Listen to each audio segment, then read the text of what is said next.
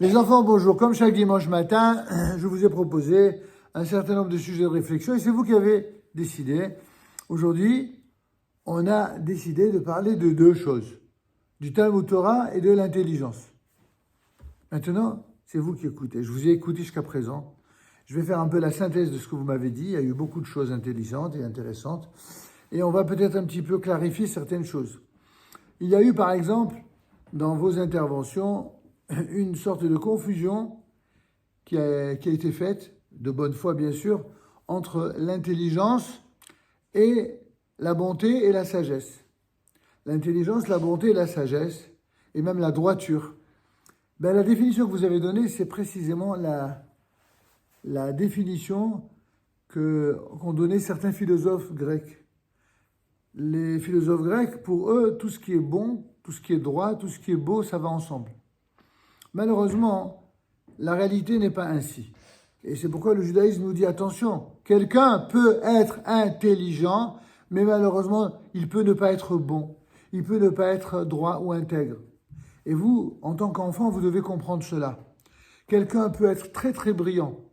Il peut être bardé de diplômes, avoir des connaissances monumentales et malheureusement être profondément méchant, profondément mauvais.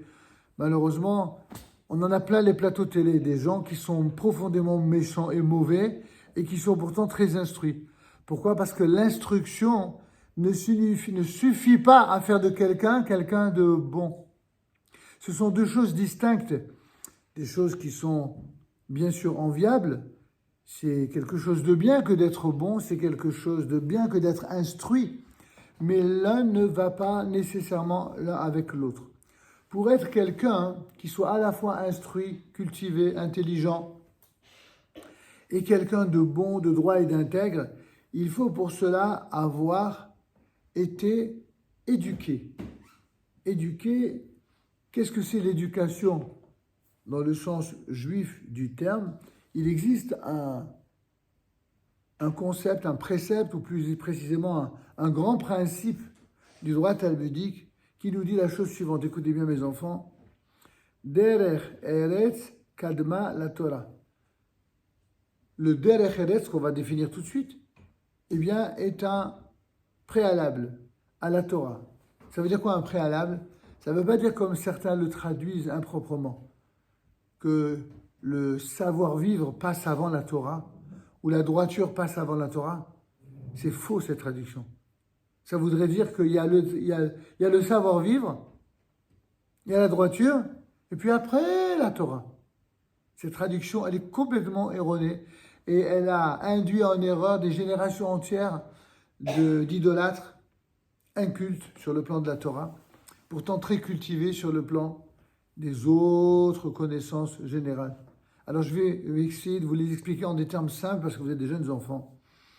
Quand on dit Derech Eretz Kadma la Torah, ça veut dire que le début de la Torah, le commencement de la Torah, c'est justement le Derech Eretz, à savoir le savoir-vivre, la droiture, l'intégrité. À votre niveau, à votre âge, c'est quoi la droiture, l'intégrité ? C'est d'abord la politesse, c'est le respect des anciens, le respect de ceux qui sont plus âgés que vous, le respect de vos parents, bien d'abord, en premier lieu, le respect et l'amour de vos parents, le respect des maîtres, le respect des personnes âgées de manière générale. Quand quelqu'un reçoit cet enseignement du respect des plus âgés, eh bien, c'est quelqu'un qui, en grandissant, deviendra quelqu'un de sage, de droit et d'intègre. En tout cas, ça va faire partie des qualités. Mais ça ne suffit pas, ça. Il ne suffit pas simplement de respecter. Les anciens, chez les juifs comme chez les non-juifs, avaient l'habitude, lorsqu'une grande personne se levait, j'entendais, quand quelqu'un rentrait dans une classe, eh bien tout le monde se levait. Et pas seulement chez les juifs, chez tout le monde. Alors chez les juifs, c'est évident, puisque la Torah, c'est un des 613 commandements de la Torah. Il est dit que tu dois te lever devant le sage et devant la vieillesse, devant celui qui est âgé. Et effectivement, vous n'avez pas remarqué que lorsque quelqu'un monte à la Torah, s'il a passé l'âge de 70 ans, eh ben, et a fortiori s'il a 80 ans, on se lève par respect pour son âge. Même si je n'ai pas un super chacham, peu importe. Quelqu'un qui a atteint cet âge-là et qui a une bonne réputation, j'ajoute ça, quelqu'un qui est aimé de la communauté, quelqu'un qui se comporte bien, on se lève devant lui. Quand quelqu'un, par exemple, une personne âgée, rentre, souvent les personnes âgées particulièrement aiment les jeunes enfants. Et il dit, ah, comment ça va? Et des fois, je vois des enfants, ils restent assis comme ça. Des enfants qui restent assis. Eh ben non, on ne reste pas assis devant une grande personne qui rentre. On se lève devant elle. Par respect pour la personne, mais c'est pour vous-même, pour votre propre neshama, pour votre propre intellect, pour votre intelligence. Pour que l'intelligence aille de pair avec, justement, la droiture. C'était un premier exemple. Un deuxième exemple, la droiture, c'est de ne pas faire aux autres ce que l'on n'aimerait pas que l'on vous fasse. Par exemple, vous savez qu'une place, elle est réservée à quelqu'un. Tu entends? C'est valable pour le Talmud Torah, c'est valable pour la prière, c'est valable pour tout. Vous savez que c'est une place qui a été occupée par la personne. Ne vous dépêchez pas de la devancer pour lui prendre sa place. Ça ne se fait pas, c'est pas propre, c'est pas bien, c'est pas correct. Quelqu'un qui a une place, si elle est connue comme étant sa place, il ne faut pas lui prendre sa place. Évidemment, à l'inverse, si quelqu'un vous a pris votre place, mais il n'a pas fait exprès, on va pas le faire blêmir, c'est-à-dire lui faire honte en disant « Comment tu m'as pris ma place ?» Pas grave. On pourra lui faire comprendre délicatement. On dit « Excuse-moi, j'ai mes affaires ici, je dois prendre quelque chose. » S'il est intelligent lui-même, il va se lever, il va vous laisser la place. Et s'il se lève, la prochaine fois, il y aura toujours quelqu'un pour lui faire comprendre. Vous comprenez? Il faut faire les choses avec intelligence, avec droiture. C'était un deuxième exemple. Un troisième exemple de droiture, nous avons dit, c'est si par exemple quelqu'un a fait quelque chose, a causé du tort à un autre. D'un côté, c'est vrai, on n'a pas le droit de rapporter, on n'a pas le droit de faire ce qu'on appelle du lachon hara, c'est-à-dire de rapporter des propos mauvais ou calomnieux sur autrui, sur une autre personne. Mais par contre, vous êtes témoin d'une scène comme cela, vous allez voir la personne, pas devant les gens, pas devant les gens, avec aucun témoin pour ne pas l'humilier et surtout pour ne pas risquer de voir cette personne mal réagir. Mais vous lui dites, comment tu as pu faire quelque chose de pareil? Comment, par exemple, tu as pu lui parler avec tant de méchanceté? Mais qu'est-ce qu'il t'a fait? Qu'est-ce qu'elle t'a fait? Pourquoi tu as été aussi agressif? C'est une bonne personne, respecte-la. Donc, des fois, il arrive, oui, quand on est juif, quand on est bien éduqué, il arrive parfois que si on se soucie de ce qui se passe, c'est uniquement pour le bien, c'est pas pour faire le mal, c'est pas pour se mêler, et encore moins pour accuser.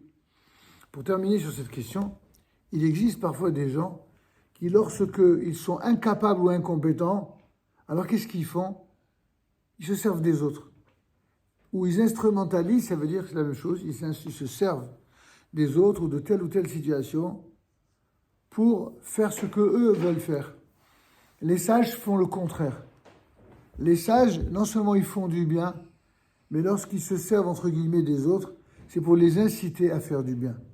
C'est ainsi que nos maîtres nous l'enseignent, que ceux qui ont le plus de mérite dans ce monde sont ceux qui font du bien aux autres et qui, notamment, étudient la Torah, accomplissent les mitzvot et sont toujours là pour qu'il y ait la paix, c'est-à-dire l'entente entre Ben Adam la Chavero, entre un homme et son prochain, mais aussi entre un homme et son épouse. On n'a pas le droit de se mêler des histoires qui existent entre deux personnes ou entre un homme et sa femme, sauf si c'est pour le faire avec beaucoup de délicatesse et pour les inciter à comme on dit en français un peu cavalier, un peu léger, se rabibocher, c'est-à-dire se remettre ensemble. On doit toujours aspirer à ce que, effectivement, ceux qui ne s'entendent pas, puissent s'entendre. Mais attention, on doit faire ça lorsqu'on sait qu'on a affaire à des gens bien, des gens normaux, qui juste ont été un petit peu vexés.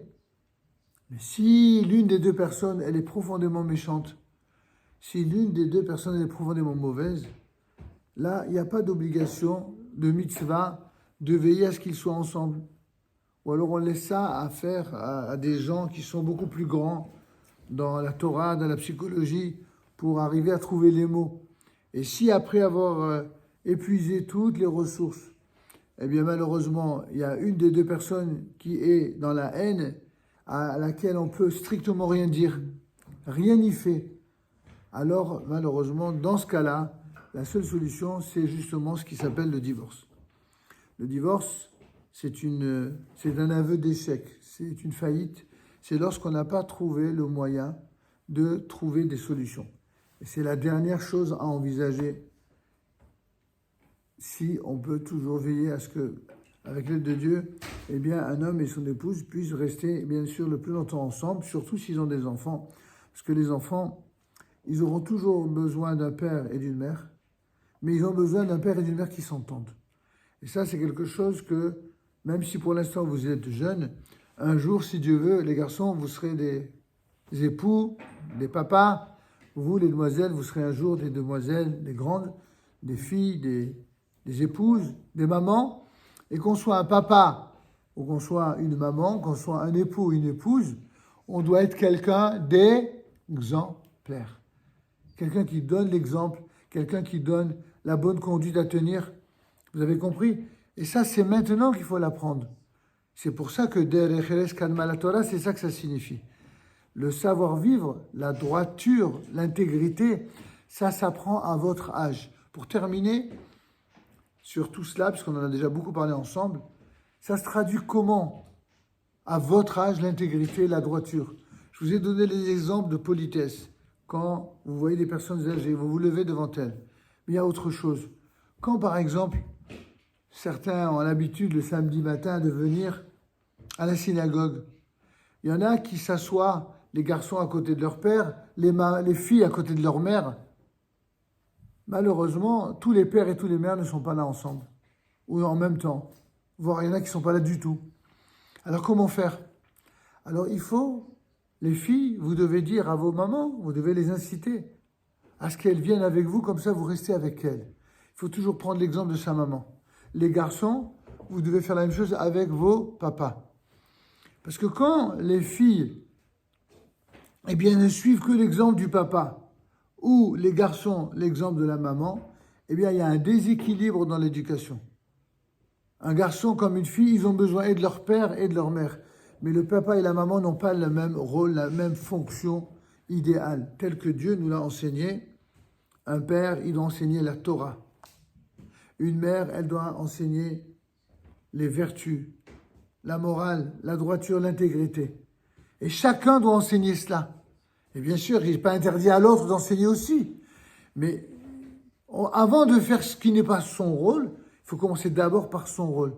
Vous avez compris, les garçons et les filles? C'est comme ça qu'il faut comprendre. Un jour, vous serez encore une fois des pères et mères, des époux, des épouses. Eh bien, avant de vous marier, vous irez voir le rabbin. D'ici là, il y aura peut-être d'autres rabbinim. Je ne sais pas si on sera encore là. Mais une chose qui est sûre, c'est que vous allez vous préparer au mariage. Vous savez pourquoi il faut se préparer au mariage? Vous savez pourquoi? Un des premiers cours, d'ailleurs, c'est ce que je ferai la semaine prochaine, si Dieu veut, c'est le cours sur le mariage. Pourquoi les enfants, parmi les premiers cours que nous faisons, c'est toujours un cours sur le mariage? Parce que les enfants ont un regard sur le mariage qui est l'exemple que donnent leurs parents. Mais en vérité, ils ne savent pas grand-chose du mariage. Ils ne savent pas ce que c'est. Pourquoi c'est si important de se marier? Est-ce que c'est uniquement pour avoir des enfants? C'est important, bien sûr, d'avoir des enfants. Mais c'est avoir des enfants pour leur transmettre des valeurs. Si c'est avoir des enfants pour ne rien leur transmettre, les animaux, ils font ça très bien. On serait pas différent des animaux. Et ça, Chas Shalom, Dieu préserve. C'est pas ça que Hachem attend de nous. Il n'attend pas de nous qu'on soit juste des faiseurs d'enfants. Non. Il faut non seulement avoir des enfants, mais il faut donner à ces enfants-là une véritable vie morale et spirituelle. Et c'est ça qu'on appelle la Torah. Vous avez donc compris pourquoi, effectivement, il faut être intelligent pour revenir à ce par quoi on a commencé. Il faut être intelligent, il faut être cultivé, mais il faut utiliser cette intelligence et cette culture au service du bien, de la droiture, de ce qu'on appelle en hébreu les midot, les vertus, pour arriver aux mitzvot, les commandements divins, et ainsi devenir exemplaire, c'est-à-dire un bon exemple pour ceux qui vous entourent. Très bien. On va passer à la question suivante.